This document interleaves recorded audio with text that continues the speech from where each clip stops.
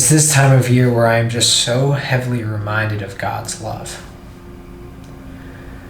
We are coming in from Palm Sunday and going into Good Friday weekend, and there's just this sense and weight of the cross. And so many Christians, I think, don't understand that weight and don't understand what it actually means.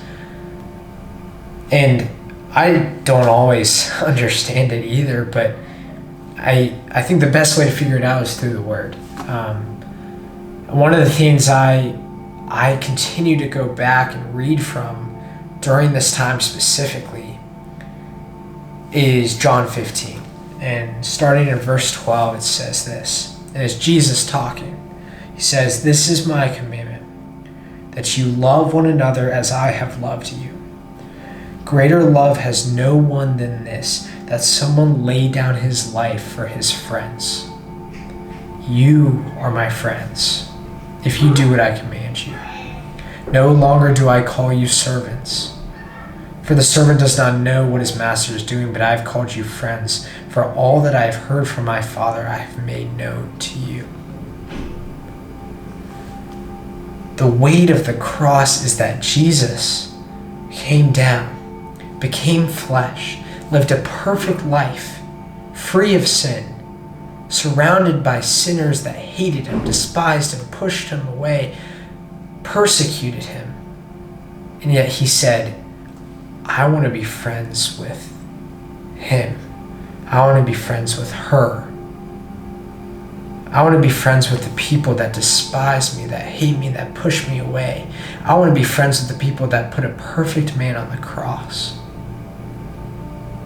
And so Jesus did just that. He loved us so much that he gave his life for his friends. He went up on the cross. He took the nails in his ankles. He took the nails in his hands.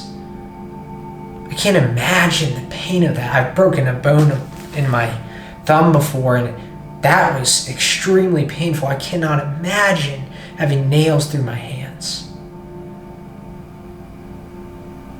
I can't imagine my whole body being broken and beaten down. And yet Jesus said, I will do that. I will take that cup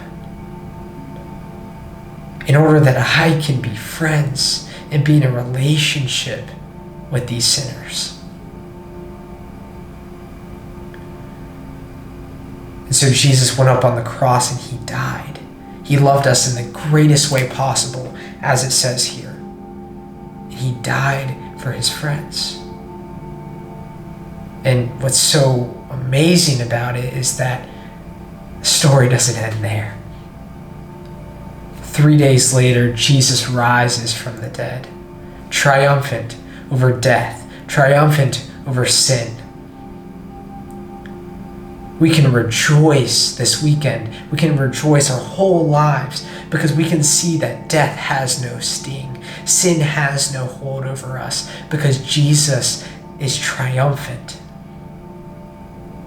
And because Jesus desires to be in a relationship with us, he invites us to be in eternity with him. And so, as we are going into this Good Friday weekend and being reminded of the cross, remember that Jesus desires a relationship with you, someone who sins against him every day, a relationship with me, someone who sins against him every day, who desires everything apart from him. And yet he sees me, he sees you, and he says, you are my friend.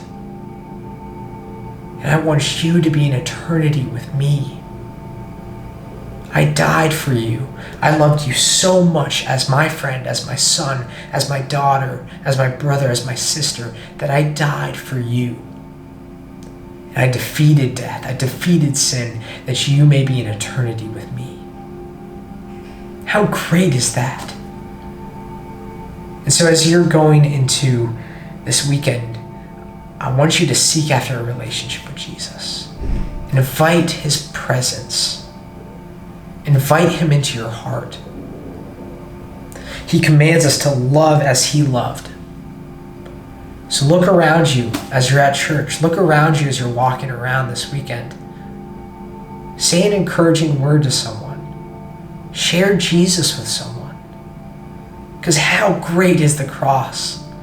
How can we not share what he has done?